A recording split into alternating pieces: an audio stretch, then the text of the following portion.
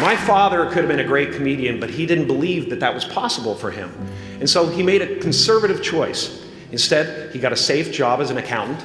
And when I was 12 years old, he was let go from that safe job. And our family had to do whatever we could to survive. I learned many great lessons from my father, not the least of which was that you can fail at what you don't want.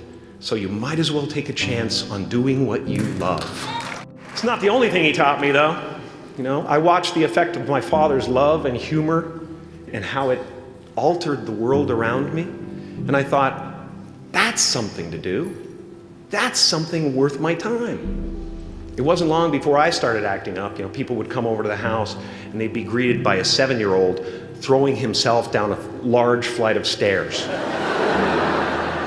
They would say, "What happened?" And I would say, "I don't know. Let's check the replay." I'd go back to the top of the stairs and come back down in slow motion.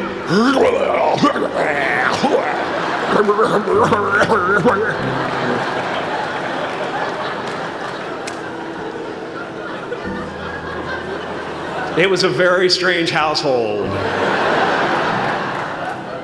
My father used to brag that I wasn't a ham, I was the whole pig. And he treated my talent as if it was his second chance. When I was about 28, after a decade as a professional comedian, I realized one night in LA that the purpose of my life had always been to free people from concern, just like my dad. And when I realized this, I dubbed my new devotion the Church of Freedom from Concern. The Church of FFC.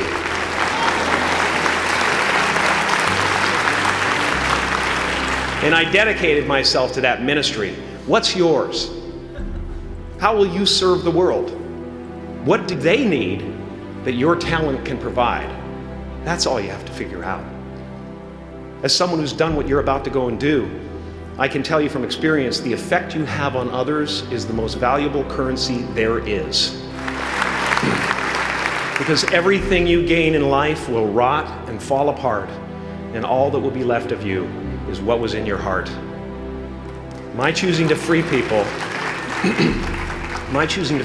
from concern got me to the top of a mountain. Look where I am. Look what I get to do. Everywhere I go. I'm going to get emotional because when I tap into this, it really is extraordinary to me.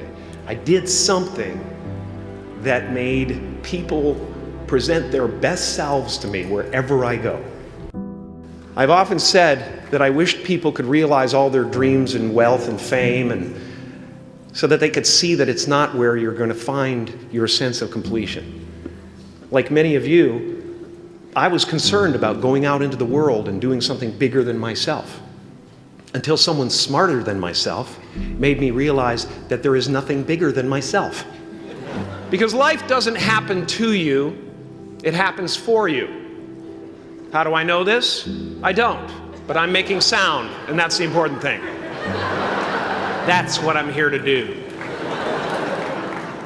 Sometimes I think that's the only thing that's important, really, you know?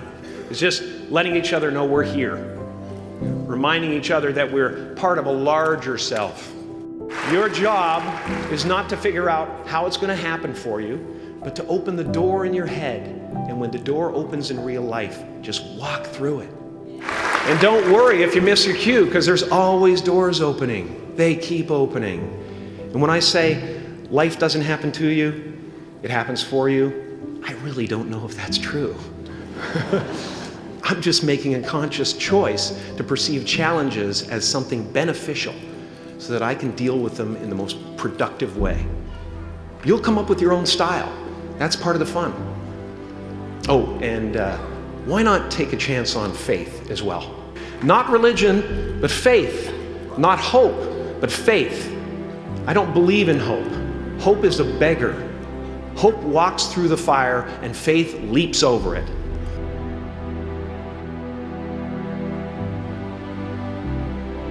I used to believe that who I was ended at the edge of my skin.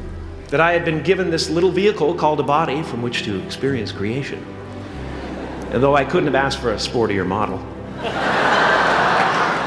it was, after all, a loaner and would have to be returned. Then I learned that everything outside the vehicle was part of me too. And now I drive a convertible.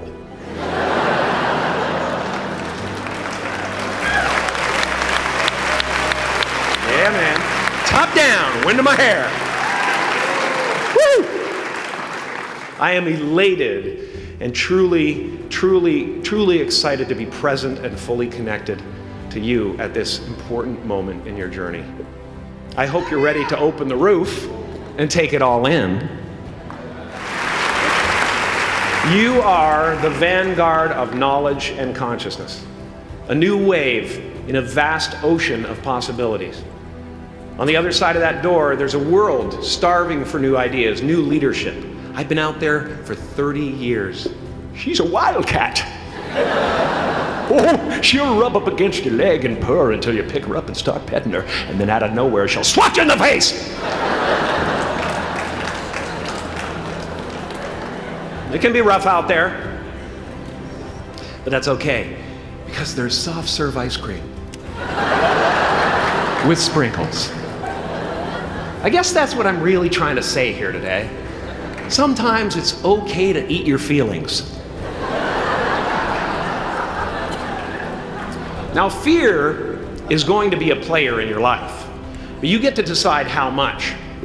You can spend your whole life imagining ghosts, worrying about the pathway to the future, but all there will ever be is what's happening here, and the decisions we make in this moment, which are based in either love or fear.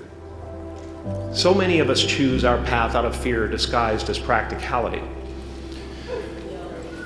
What we really want seems impossibly out of reach and ridiculous to expect, so we never dare to ask the universe for it. I'm saying I'm the proof that you can ask the universe for it.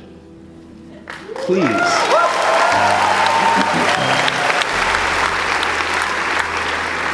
I am at the top of the mountain, and I was, and the only one I hadn't freed was myself, and that's when my search for identity deepened. I wondered who I'd be without my fame. Who would I be if I said things that people didn't want to hear? Or if I defied their expectations of me? And that peace that we're after lies somewhere beyond personality, beyond the perception of others, beyond invention and disguise, even beyond effort itself. You can join the game, fight the wars, play with form all you want, but to find real peace, you have to let the armor go. Your need for acceptance can make you invisible in this world. Don't let anything stand in the way of the light that shines through this form. Risk being seen in all of your glory. My soul is not contained within the limits of my body. My body is contained within the limitlessness of my soul. Now I'm always at the beginning. I have a reset button, and I ride that button constantly. Once that button is functioning in your life, there's no story that the mind could create that will be as compelling. The imagination is always manufacturing scenarios, both good and bad, and the ego tries to keep you trapped in the multiplex of the mind.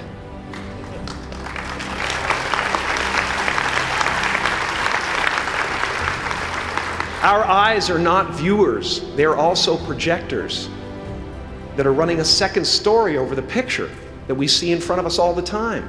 Fear is writing that script, and the working title is, I'll Never Be Enough. I had a substitute teacher from Ireland in the 2nd grade that told my class during morning prayer that when she wants something, anything at all, she prays for it and promises something in return, and she always gets what she wants. Well, I'm sitting at the back of the classroom, thinking, wow, my family can't afford a bike, So I went home and I prayed for one. And I promised I would recite the rosary every night in exchange. Broke that promise. But 2 weeks later, I got home from school to find a brand new Mustang bike with a banana seat and Easy Rider handlebars. Yeah. From fool to cool. My family informed me that I had won the bike in a raffle that a friend of mine had entered my name in without my knowledge whatsoever.